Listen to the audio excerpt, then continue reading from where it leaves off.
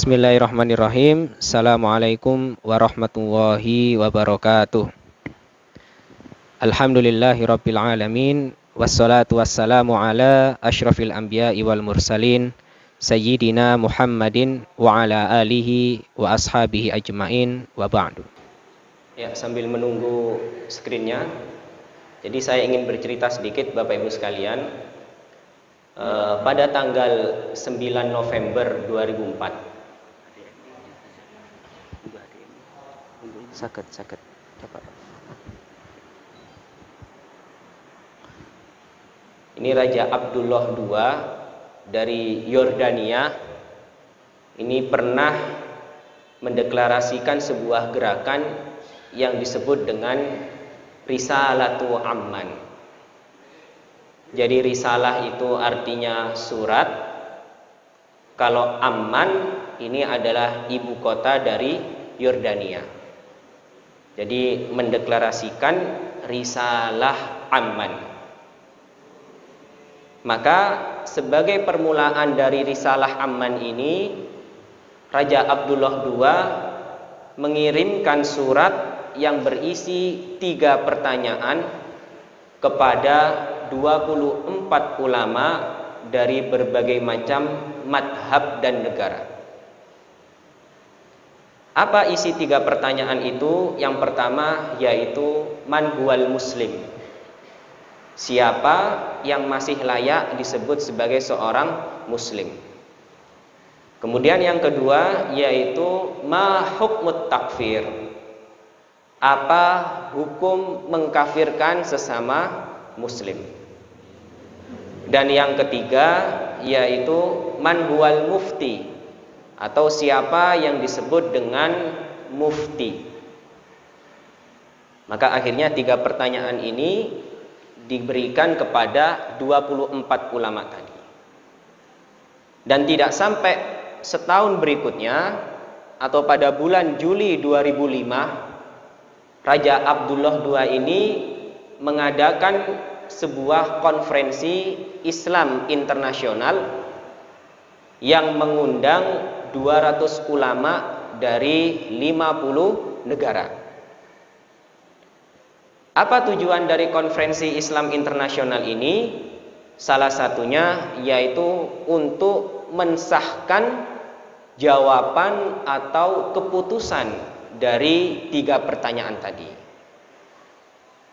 Maka akhirnya setelah konferensi Islam internasional ini diadakan, terjawablah yang pertama, man huwal muslim. Siapa yang dimaksud dengan muslim? Di sana disebutkan bahwa poin yang pertama, siapa saja yang masih mengikuti salah satu dari 8 madhab, maka dia masih layak disebut sebagai seorang muslim. Maka kalau kita lihat di layar, ada 5 madhab Ahlus Sunnah wal Jamaah, 2 madhab Syiah, dan yang 1 yaitu tidak termasuk Sunni dan juga tidak termasuk Syiah. Kemudian pertanyaan yang kedua dijawab dalam konferensi itu, selama seseorang itu masih mengikuti 1 dari 8 madhab tersebut, maka tidak boleh dikafirkan antara satu dengan yang lainnya. Bahkan di situ disebutkan secara eksplisit, secara khusus, tidak boleh mengkafirkan pengikutnya Asy'ari. Asy'ari ini akidah, salah satu aliran akidah yang banyak diikuti oleh saudara-saudara kita di Nahdlatul Ulama. Kemudian tidak boleh mengkafirkan Salafi, dan yang terakhir tidak boleh mengkafirkan Sufi atau orang-orang yang mengikuti thariqat-thariqat. Maka setelah keluar hasil atau rekomendasi dari konferensi Islam internasional ini, ternyata menuai banyak kontroversi. Banyak sekali yang menentang keputusan dari konferensi Islam internasional. Dan di antara poin yang paling ditentang adalah poin yang paling pertama, di mana di situ disebutkan bahwasannya pengikut Syiah, baik itu Syiah Zaidiyah atau Syiah 5 imam dan Syiah Imamiyah atau Syiah 12 imam, itu masih dianggap sebagai seorang muslim. Ini yang banyak ditentang di dalam hasil konferensi Islam tadi. Lebih-lebih Malaysia ini sangat keras tidak setuju dengan poin yang pertama. Karena mereka menganggap bahwasanya Syiah ini akidahnya sudah batal. Mereka sudah tidak layak disebut sebagai seorang muslim. Sehingga seharusnya di dalam konferensi tadi ulama Syiah itu tidak perlu diundang. Karena memang kenapa kok bisa keluar madhab Syiah sebagai madhab yang harus diakui? Karena memang di antara ulama yang mengikuti konferensi tadi atau dikirimi pertanyaan tadi, di sana terkumpul ulama-ulama dari Syiah.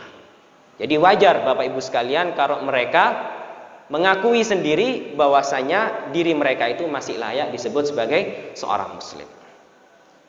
Maka kemudian kita bahas satu persatu biografi dari 8 madhab ini, sehingga kita benar-benar mengerti mana saja madhab yang masih layak kita ikuti dan disebut sebagai seorang muslim, dan madhab mana saja yang sudah tidak layak untuk kita ikuti dan tidak layak disebut sebagai seorang muslim.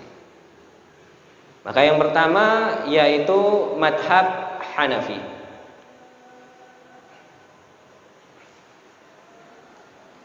Awalan Abu Hanifah An-Nu'man bin Sabit muassisul al-madhab al-Hanafi. Yang pertama yaitu madhab Hanafi. Nama pendirinya adalah Al-Imam Abu Hanifah atau An-Nu'man bin Sabit. Jadi kalau kita lihat di sini ada 2 nama. Yang pertama yaitu Abu Hanifah, yang kedua yaitu Nu'man bin Sabit. Mana dari yang keduanya itu nama asli ulama tersebut? Yaitu Nu'man bin Sabit. Adapun Abu Hanifah ini di dalam tradisi keilmuan Islam atau di dalam sunnah itu disebut sebagai kunyah. Jadi sedikit saya singgung masalah kunyah. Kunyah ini Bapak Ibu sekalian kalau kita terjemahkan artinya nama panggilan atau nama pengganti dari nama asli seseorang. Dan biasanya kalau laki-laki diawali dengan kata Abu, kemudian kalau perempuan diawali dengan kata Ummu. Jadi setelah kata Abu kemudian Ummu, lalu disambungkan dengan nama anak laki-laki yang paling pertama. Lalu bagaimana Ustaz kalau seandainya tidak punya anak laki-laki, adanya anak perempuan?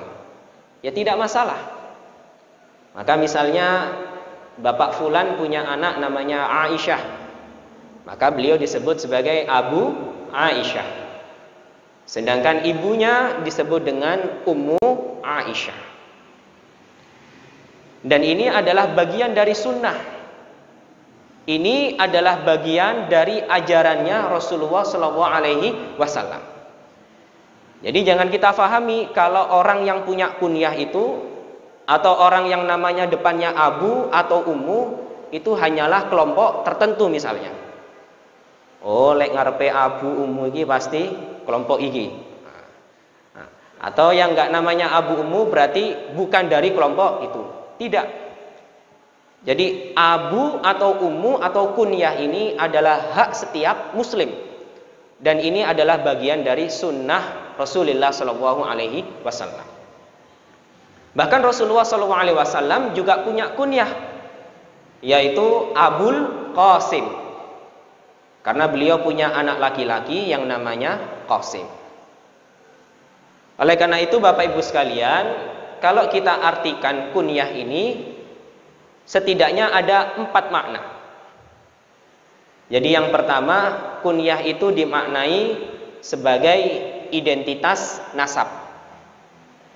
Karena memang Islam itu memandang bahwasanya nasab itu sangat penting. Makanya di dalam Islam sunnah sebenarnya kalau seandainya seseorang itu punya anak, maka cukup anak itu diberikan satu kata. Namanya hanya cukup satu kata. Kemudian kata yang kedua adalah nama bapaknya. Dan kata yang ketiga yaitu nama kakeknya. Karena kalau kita lihat sahabat-sahabat Rasulullah semuanya seperti itu. Umar bin Khattab, Ali bin Abi Thalib, Utsman bin Affan. Jadi kemanapun anak itu pergi, dia akan senantiasa membawa nasab bapaknya dan nasab kakeknya.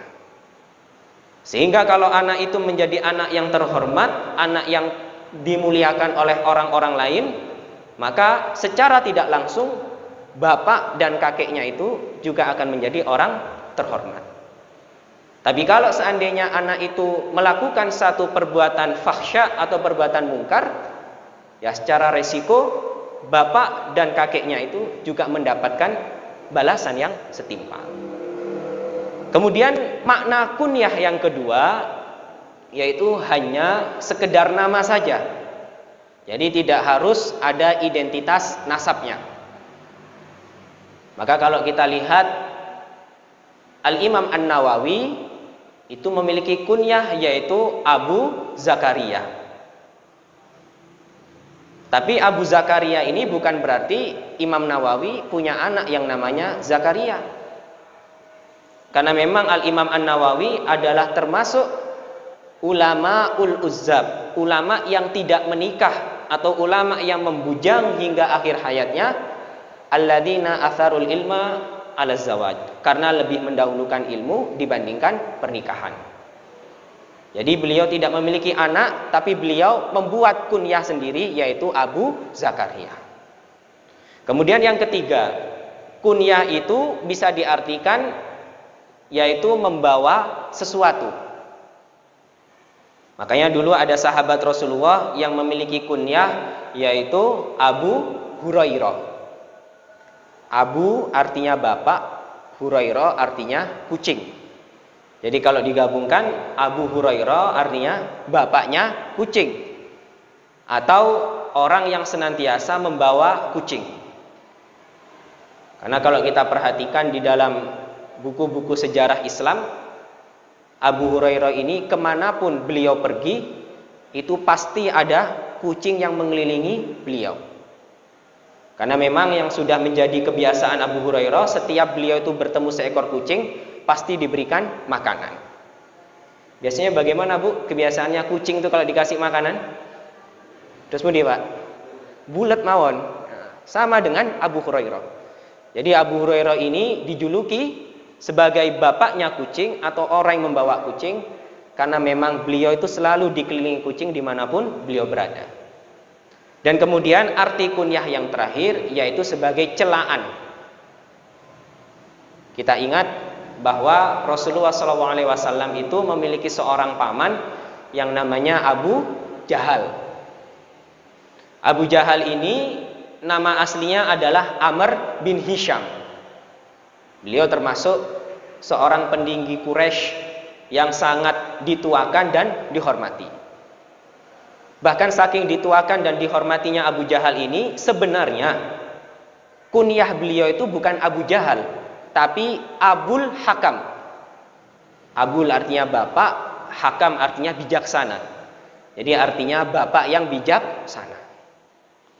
Akan tetapi dikarenakan Abu Jahal ini selalu menentang dakwahnya Rasul, selalu memerangi dakwahnya Rasul, akhirnya beliau dijuluki oleh Rasulullah sebagai Abu Jahal, yang artinya bapak bodoh, karena tidak mau mengikuti ajarannya Rasulullah SAW. Jadi inilah 4 makna dari kunyah.